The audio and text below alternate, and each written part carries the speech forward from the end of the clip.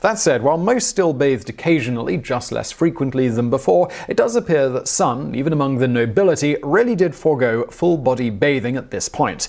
For example, one Russian ambassador to France noted, "His Majesty Louis XIV stunk like a wild animal." Russians were not so finicky about bathing and tended to bathe regularly even after their European brethren had largely abandoned bathhouses. King Louis XIV's stench seems to have come from the fact that his physicians advised him to bathe as infrequently as possible to maintain good health. He also stated he found the act of bathing disturbing. Because of this, he is said to have only bathed in a bath twice in his lifetime.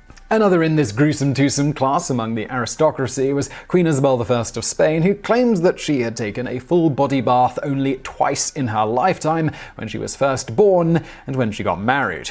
Of course, in both cases, they are perhaps forgetting many times that servants bathed them as children. And given certain moral attitudes of the day, particularly in the case of Isabel, it may be that they were just saying they didn't ever bathe, rather than this actually being the case. Whatever the case, amazingly, these post-medieval time attitudes against regular full-body bathing in certain pockets of Europe lingered among some groups until around the mid-19th century. But to sum up, there doesn't ever actually seem to have been a time in recorded history that people are known to have ceased bathing in some form altogether, with the record for the least hygienic not going to our ultra-distant ancestors like medieval peoples or those before, but to our more recent ones, with the abandoning of better hygiene by some groups around the 16th century and beyond, thanks to widespread disease and the development of more prudish attitudes. But even then, with exceptions, most people seemed to have not enjoyed being dirty and took steps to keep as clean and freshly smelling as possible given their circumstances. While they certainly weren't anywhere close to as hygienic as our modern selves who enjoy hot running water, cheap soaps, etc.,